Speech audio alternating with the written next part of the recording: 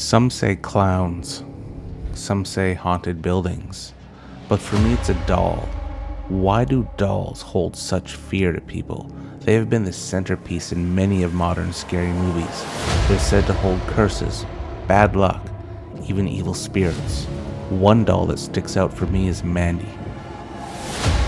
She has been on talk shows, she's had books written about her, she has even had movies based upon her and her terrifying experiences.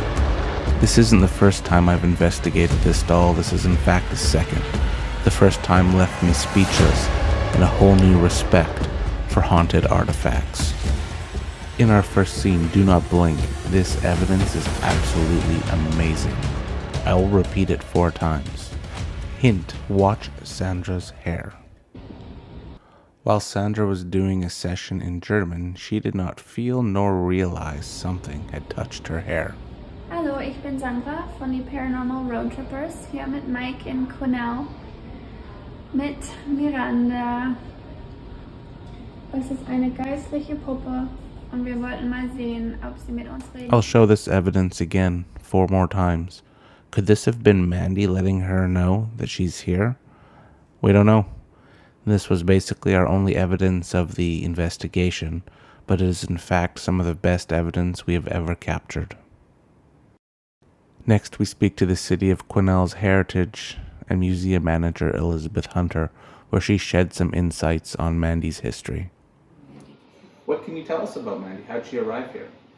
So she came to the collection in 1991, and as far as I know, she had belonged to a grandmother who had her kept her in a trunk, and her granddaughter had recently had a baby, a girl, and she was over to help her grandmother clean her house, and the grandmother said, "Oh, when bad things happened when I played with her, so we put her away in a trunk." But I don't know what bad things happened, right? Fair enough, yeah. And then Mandy became quite famous, mainly just little incidents around here, mainly around not being photographed and video and camera equipment not working and that type of thing. Yeah. So the first incident with her being here, when things came into the museum, back in the 90s, we didn't have digital cameras, so they had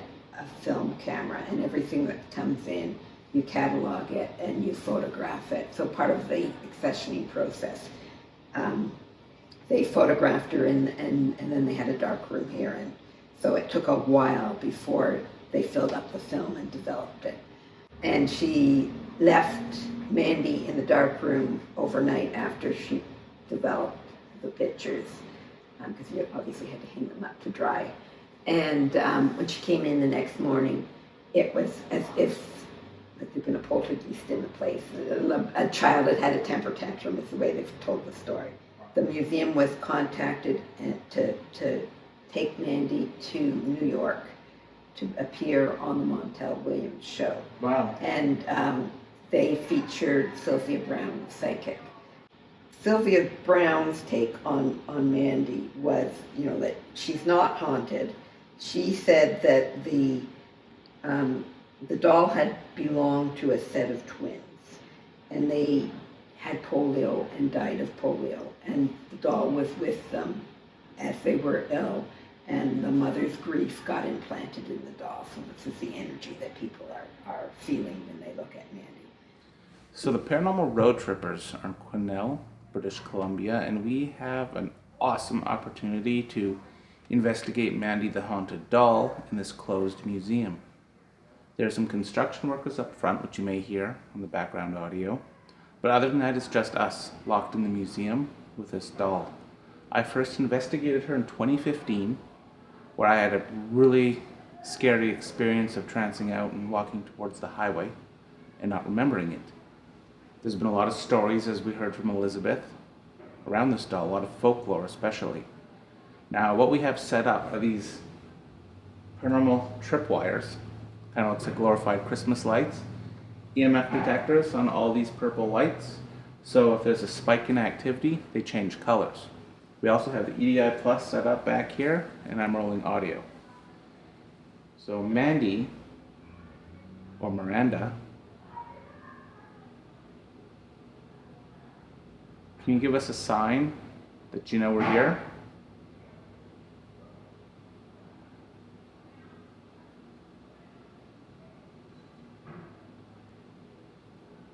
Can you touch the glass?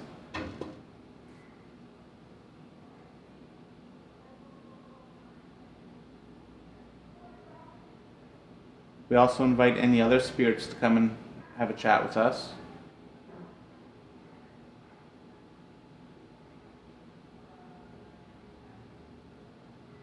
There's a lot of folklore around this doll.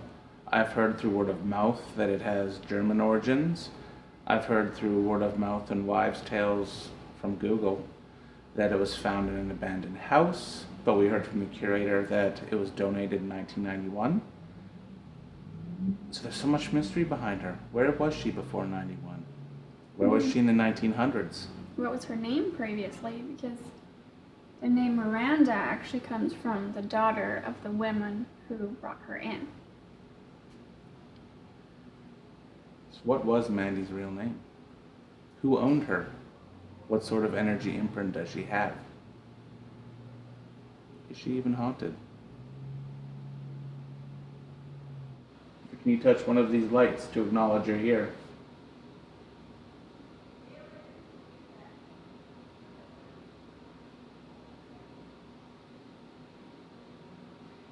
They say you don't like cameras, you don't like photography.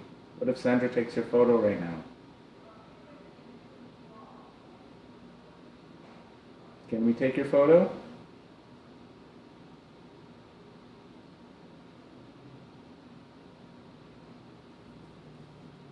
Take a photo.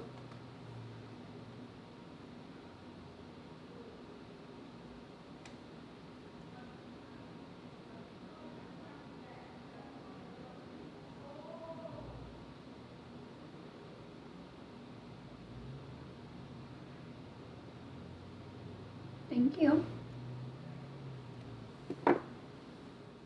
Why are people scared of you?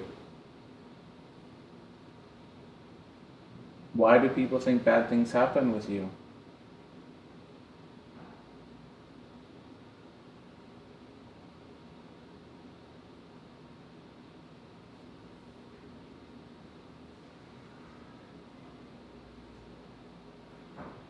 Can you touch one of our shoulders?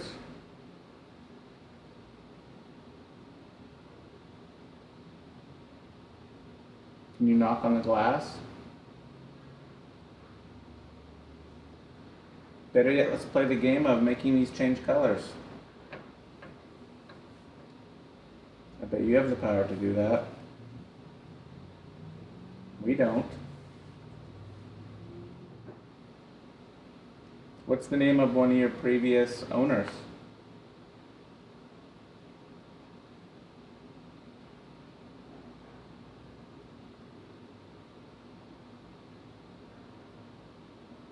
Are there any spirits in you? Around you? I feel like you can't help but stare at her. Wait for something to happen. I agree. I find looking at Mandy very trance-like. Like Yeah. I'm not in a trance, but I feel You just want to keep staring like at I can her. easily try it. Try and meditate to her. I've just been staring at her. Try and communicate with her in your head.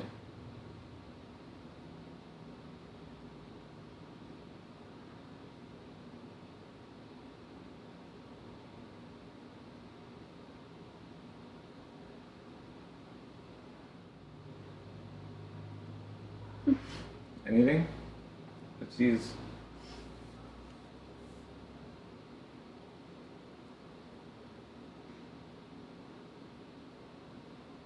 It's hard to explain. It's like she knows we're looking at her. It's almost like she's alive. Weird as it sounds. Anyone who watches this should come up here and check for themselves. Yeah, it's pretty neat. She's in the class of Annabelle, Robert the Doll.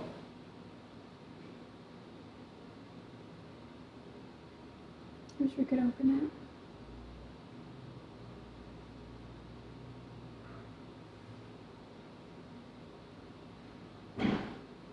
Mandy, can you open the case? Alright, Mandy, it's you and me again. Just the two of us.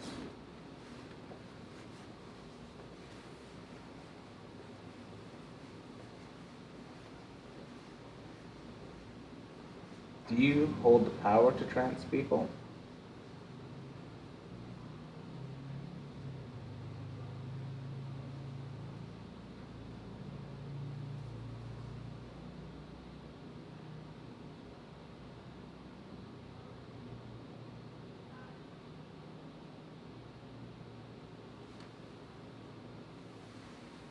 My teeth are creepy. Mm-hmm.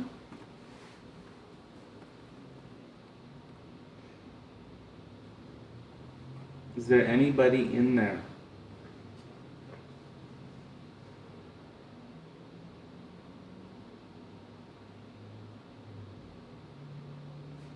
Can you hit this right here if there's anybody in there?